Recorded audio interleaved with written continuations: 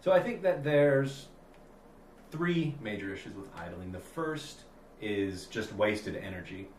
Nationally, in America, we waste about 3.8 million gallons of gasoline every year just by letting our cars run for no reason. That is a lot of energy, and if you think about it, if you're paying $2.50, that's like $7 million a day in our economy that's just going down the drain. The second problem with idling is local air pollution. You have things like sulfur dioxide and nitrous dioxide. These are things that can affect human health. And finally, you also have carbon dioxide, as we all know, that contributes to global warming. A lot of people think that their cars need to run for several minutes in order to be driven safely, but that's just not true. Modern vehicles, you only need a couple of seconds before you get going. Another misconception is that people think each time you start your car, you waste more gas than if you let it idle. And that's also not true. The rule of thumb is about 10 seconds. If you're going to leave your car on for 10 seconds or more, you may as well turn it off. It will save you gasoline. Finally, people think that repeatedly restarting your car is hard on the engine and quickly drains your battery. This also isn't true.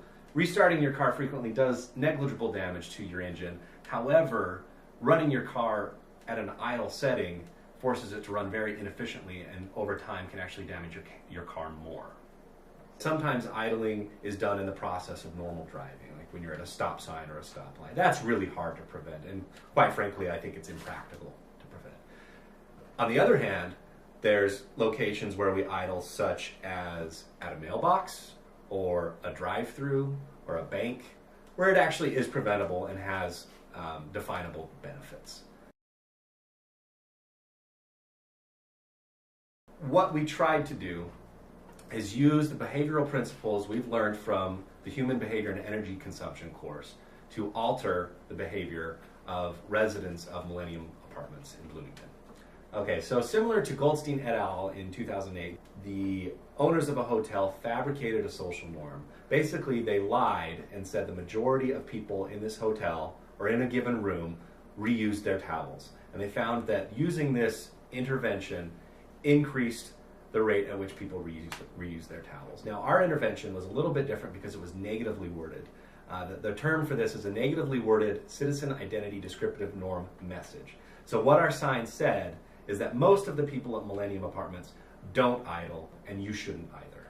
So the middle of the sign uses kind of a familiar logo that people can recognize. It's widely used in these sort of anti-idling campaigns. It says, "Turn your key, be idle-free." The bottom part of the sign seeks to specifically address one of the misconceptions, namely using that rule of thumb that if your car is going to idle for 10 or more seconds, you should turn it off.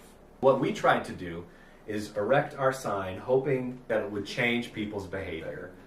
When we were observing, we kept track of things like what day we were observing on, what time it was, what the weather conditions were like, and what type of car the person was driving.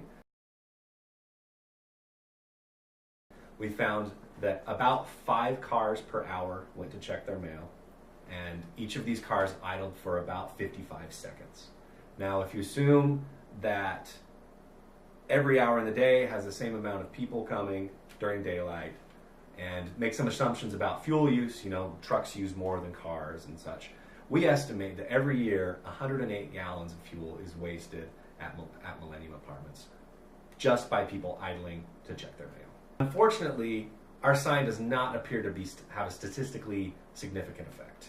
And when we ran our regression model, the only thing that seemed to be important was temperature.